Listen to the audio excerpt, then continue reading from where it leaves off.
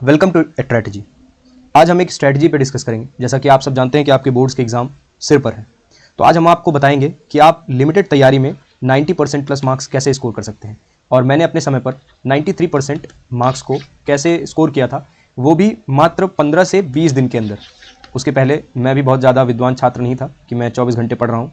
मैं भी आपकी तरह ही था, खेलने कूदने और घूमने टहलने में फोकस। हालांकि बाद में 15-20 दिन रह गए तो फिर मैंने थोड़ी सी मेहनत करी और जिससे बहुत ही आसानी से मेरे 93% मार्क्स बन गए।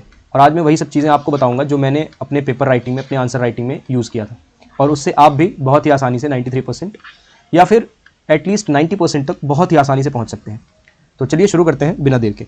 सबसे पहले देखिए, मेहनत का कोई जो है दूसरा शॉर्टकट नहीं है। आपके पास जितने भी दिन बचे हैं ढंग से पढ़िए, अपने टाइम को अलॉट कर लीजिए। जो एग्ज़ाम आपके पहले हैं उस एग्ज़ाम को पढ़ना शुरू करिए। बाकी दूसरे एग्ज़ाम के लिए आपको बीच में अच्छा खासा गैप मिलेगा, उस गैप में इस एग्ज़ाम को पढ़िएगा। फिर अगर कहीं आपको फालतू का गैप मिल रहा है, जैसे मेरे समय पे क्या था, हिंदी और इंग्लिश में मैंने 1 या 2 दिन का ही टाइम दिया था, क्योंकि वो ऐसे सब्जेक्ट हैं कि आप 1-2 दिन कहानी पढ़िए, उसके बाद आप लिख के चले आएंगे, आपको नंबर मिल जाएगा।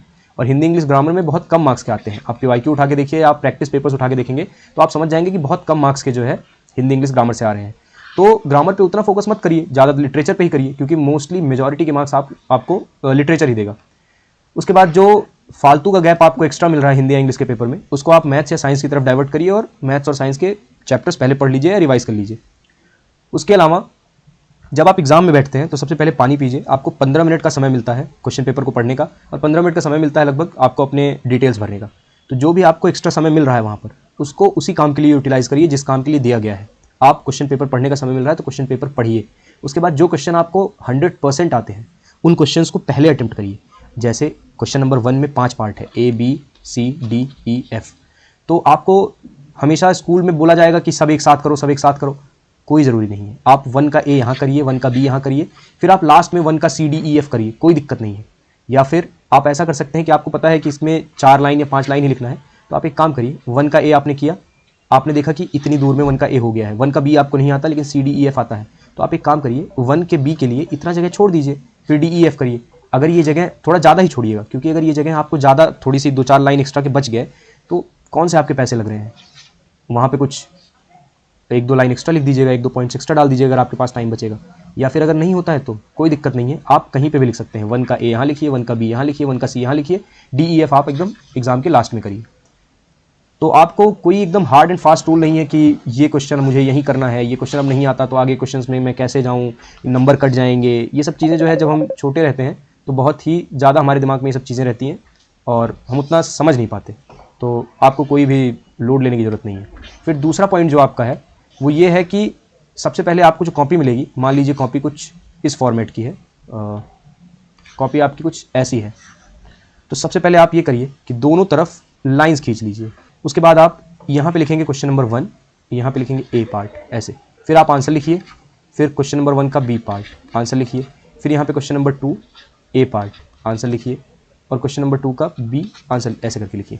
ये जो गैप है ये आपने टीचर को दिया है कि टीचर आपके क्वेश्चन नंबर A में 3 नंबर दे रहा है, क्वेश्चन नंबर B में 2 नंबर दे रहा है, तो ओवरऑल उसने क्वेश्चन नंबर A में आपको 5 नंबर दे दिया। तो इस तरह आप करेंगे तो आपकी कॉपी देखने में भी अच्छी लगेगी, टीचर को भी सही समझ में आएगा और टीचर के लिए आसानी होगी आपको मार्क्स अवॉइड करना। तो अगर टीचर को मेहनत नहीं हो रही है आपकी कॉपी चेक करने में, तो जाहिर सी बात है टीचर आपको अच्छा नंबर देगा।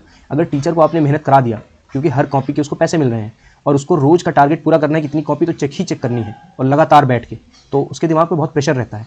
तो अगर आपने टीचर का समय बर्बाद किया तो टीचर जरूर ही उसका मूड खराब होगा, तो फिर आपको ही नुकसान होगा। और अगर आपने टीचर को मेहनत नहीं कराया है तो आपका ही फ़ायदा होगा। फिर दूसरा काम आप ये कर सकते हैं कि जैसे ये कॉपी थी आपकी, आपने दोनों तरफ ऐसे ऐसे लाइनिंग किया था और 1 A, उसके बाद आपने लिखा, ठीक है, फिर 1 का B आपने लिखा। अब एक काम करिए, यहाँ पे 1 2 3 लाइन छोड़ दीजिए। अब क्वेश्चन नंबर 2 यहाँ से शुरू करिए, क्वेश्चन नंबर 2 का A, क्वेश्चन नंबर 2 का B ऐसे। फिर अगला क्वेश्चन जब ये 2 खत्म होगा, मान लीजिए इस पेज पे ये ऐसे है, ये 2 लाइन्स यहाँ पे है, आपने क्वेश्चन नंबर 2 मान लीजिए 2 का B पार्ट जो है वो यहाँ तक खत्म किया, फिर वापस से 1 2 3 लाइन छोड़िए और क्वेश्चन नंबर 3 को यहाँ से शुरू करिए। इससे होगा क्या कि जो क्वेश्चंस हैं उन सब में प्रॉपर गैपिंग रहेगी। तो आप जब अपना पेपर खत्म करेंगे और आपके पास लास्ट के 1 मिनट या 2 मिनट बचेंगे, यानी कि आप मान लीजिए लास्ट सीट पे बैठे हैं और टीचर यहाँ से कॉपी कलेक्ट करना शुरू करता है, तो आप एक बार क्रॉस चेक करेंगे कि आपने कितना क्वेश्चन अटेम्प्ट किया है। तो बहुत ही आसानी होगी आपको देखने के लिए, क्योंकि आपने प्रॉपर गैपिंग देके किया हुआ है, एक में सब मिला नहीं दिया है। तो ये आपके लिए भी आसानी होगी और जो टीचर चेक करेगा उसके लिए भी आसानी होगी। तो ये 2 पॉइंट्स आप अपने दिमाग में ज़रूर से ज़रूर रखिए, जिससे आपको किसी भी सब्जेक्ट के आंसर राइटिंग में बहुत ही ज़्यादा मदद मिलने वाली है। फिर आप एक काम और ये कर सकते हैं कि जब आप एग्ज़ाम में बैठें तो मैं अपने समय पे क्या करता था, मैं क्वेश्चन पीछे से अटेम्प्ट करना शुरू करता था क्वेश्चन पेपर को, क्योंकि मुझे पता है कि जो पीछे के क्वेश्चन है वो मुझे 5 नंबर देके जाएंगे और जो आगे के क्वेश्चन हैं वो 1 नंबर या 2 नंबर या 3 नंबर के होंगे। तो मान लीजिए अगर मैं टाइम थोड़ा बहुत भी इधर उधर होता है तो मेरे 5 नंबर के क्वेश्चन छूटे, उससे अच्छा है कि मैं पीछे क्वेश्चन अटेम्प्ट करूँ और जो शुरू के क्वेश्चन हैं उसमें मैं अगर 1-2 लाइन भी लिख दूंगा, 3 नंबर के क्वेश्चन में मान लीजिए आपने 1 या 2 लाइन भी लिख दिया तो टीचर वहाँ पे आपको 1 नंबर दे देगा। तो इसलिए आप भी कोशिश करिए, अगर ये संभव हो पाए तो पीछे की तरफ से क्वेश्चन पेपर को अटेम्प्ट करना शुरू करिए। उसके बाद एक और बढ़िया चीज़ ये है कि आप क्वेश्चन पेपर एग्ज़ाम में बैठने से पहले एटलीस्ट एक बार अपने घर पर बैठकर किसी भी प्रीवियस ईयर या ओजवाल या अरिहंत का कोई भी सैम्पल पेपर, एक सैम्पल पेपर एटलीस्ट एग्ज़ाम की तरह आप लगा के जाइए कि आप अपने आप को 2 घंटे 50 मिनट का समय दे रहे हैं और आप ये अपने आप को टारगेट दिए हैं कि 2 घंटे 50 मिनट में आपको वो पेपर पूरा कंप्लीट कर लेना है। उससे क्या होगा कि आपको एक आइडिया लगेगा कि लगभग 3 नंबर के क्वेश्चन में मुझे कितना टाइम अलॉट करना है, 5 नंबर के क्वेश्चन में मुझे कितना टाइम अलॉट करना है, 1 नंबर के क्वेश्चन में मुझे कितना टाइम अलॉट करना है, और आप एग्ज़ाम में उसी को फॉलो करिए। और एक और चीज़ है, जैसे हम एग्ज़ाम देते हैं, हम देखते हैं कि हमारा 1 घंटा बीत गया, अब सिर्फ 2 घंटे बचे हैं, अभी तो मैंने सिर्फ 3 ही क्वेश्चन किया है। फिर आप देखते हैं कि 2 घंटा बीत गया, अभी तो मुझे 5 क्वेश्चन और करने हैं, हमारे पास सिर्फ 1 ही घंटा बचा है। तो इस केस में बच्चे पैनिक कर जाते हैं। उस पैनिक करने पे क्या है कि आपके जो 5 क्वेश्चन बचे हैं, आप उसमें से मैक्स टू मैक्स 2 सही से कर पाएंगे या उसमें भी गलतियाँ होना शुरू हो जाएंगी। जब आप देख लिए हैं कि आप टाइम से पीछे हैं तो वहाँ पे स्ट्रेटेजिकली काम करिए। 5 नंबर का क्वेश्चन है, उसमें 5 पॉइंट्स लिखिए, आगे बढ़िए। पैराग्राफ लिखने जाएंगे तो आपको लंबा लिखना पड़ेगा, टाइम ज़्यादा लगेगा, आप एक ही पॉइंट बार बार रिपीट करेंगे जलेबी की तरह, लेकिन आपने पॉइंट वाइज लिखा। 5 नंबर के क्वेश्चन में point 1 this is this, point 2 ये, पॉइंट 3 ऐसे, पॉइंट 4 ऐसे, पॉइंट 5 ऐसे, आपका क्वेश्चन यहीं पे हो गया खत्म। 5 नंबर के क्वेश्चन में 5 पॉइंट सफिशिएंट है। फिर आप अगले क्वेश्चन में बढ़ जाइए। ऐसे करके आप अपना टाइम भी बचा लेंगे और सारे क्वेश्चन अटेम्प्ट कर लेंगे। मान लीजिए इसमें आपको टीचर ने आपने 5 पॉइंट लिखा है तो 5 नंबर तो मिलने चाहिए, लेकिन मान लीजिए उसको लगता है कि क्वालिटी में थोड़ी सी कमी रह गई है तो 5 की जगह आपको 4 तो मिनिमम देगा ही देगा।